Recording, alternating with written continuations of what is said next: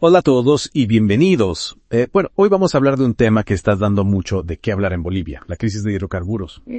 Y para eso nos vamos a sumergir en un texto bastante crítico de El economista invisible, que ya de entrada pone en duda la capacidad de liderazgo político, tanto del gobierno como de la oposición para enfrentar esta situación. Claro, lo que más llama la atención del análisis del economista invisible es precisamente su tono crítico, ¿no? Va más allá de simplemente describir la crisis de hidrocarburos en Bolivia, sino que la analiza desde una perspectiva política, ¿verdad? Y es ahí donde empieza a señalar la falta de visión o un plan concreto para salir de esta crisis. Exacto. Y hablando de crítica, una de las frases que más me impactó del texto es la de incapacidad de liderazgo político. ¿A qué se refiere el economista invisible con esto?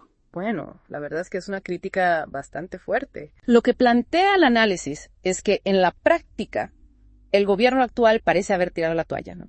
Y por otro lado tenemos una oposición que, si bien critica la situación, no presenta alternativas realmente sólidas. No. Y aquí viene otro concepto interesante que usa el autor, y es el de destrucción creativa. Un término que puede sonar un poco paradójico. ¿Cómo se entiende esta destrucción creativa en el contexto de la crisis de hidrocarburos en Bolivia? Sí, es un concepto que acuñó el economista Schumpeter, que en este caso se refiere a que el modelo económico actual ya no funciona, ¿no?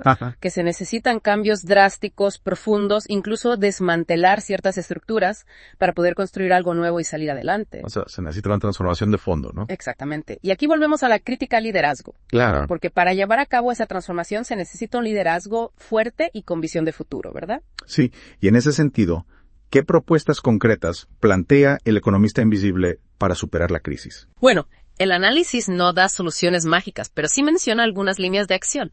Por ejemplo, critica la idea de liberar la importación de hidrocarburos y la califica como una falsa solución. ¿Y por qué la considera una falsa solución? Porque, según el autor, en un contexto de escasez de divisas, simplemente importar más hidrocarburos no va a solucionar el problema de fondo. Claro.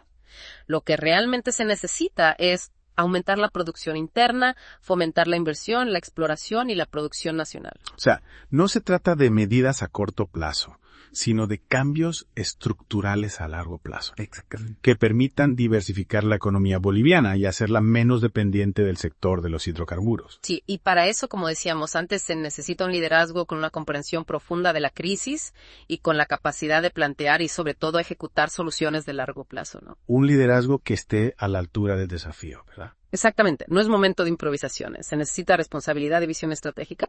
Sin duda este análisis nos deja pensando, ¿no? ¿Podrá esta crisis ser el punto de partida para un cambio real en el liderazgo político en Bolivia? Es una pregunta que queda abierta. Sí, una pregunta importante sin duda.